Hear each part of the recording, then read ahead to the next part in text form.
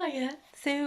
Here's my book, Love Bites, which has now launched itself on Kindle. Some people have already ordered and received paperback versions, and the Kindle version went live today, 1st of September. So it's really exciting.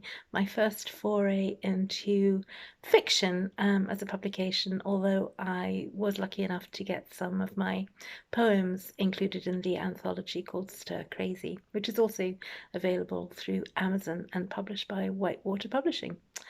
So I thought, as I'm now launched on Kindle, I will just do some extracts and readings from Love Bites. And also, I'm going to be putting some of my poetry here online and a few children's stories. So do check in every so often, and hopefully, there's something for you to listen to. This is an extract from the first story in Love Bites, which is called All Change and Mind the Gap. And it's about the protagonist. It's in Polly Brisbane's own words, and she's the protagonist. So here we go. Now I've finally got my glasses on. Everyone whom Polly had a connection with in Scotland was long dead. Her mother, who wanted to come home after she died, was residing on a shelf in Polly's wardrobe in a pale blue box. Polly hoped she didn't mind that her current home was Falkirk rather than Stirling. Making friends had always come easily to Polly, and Scotland was full of friendly folk. It was easy to settle into, and that led to her next dating experience, aged 61 3/4. They met at a local film group, and whilst he hadn't given her goosebumps or a tingling tummy, he had read several books, and he wasn't wearing a baseball cap. To say it was kindness that attracted Polly to have a fling with him is to damn with faint praise, but, as Polly reflected later, perhaps it explained why her return to sex turned out to be more Benny Hill than 50 Shades. Polly had not anticipated her acquiescence to seduction to be clumsy and rushed. She had imagined candles, wine of course, and a strappy, stylish silk number that would hide the bits she didn't want on display.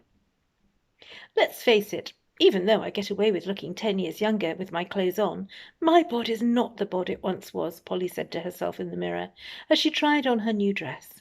It was just Tesco's, but she thought she rocked it. Even Speech Bubble seemed to approve her choice. Her silence on the matter was unusual. When he had tried to snatch a kiss previously, it hadn't created any tingles.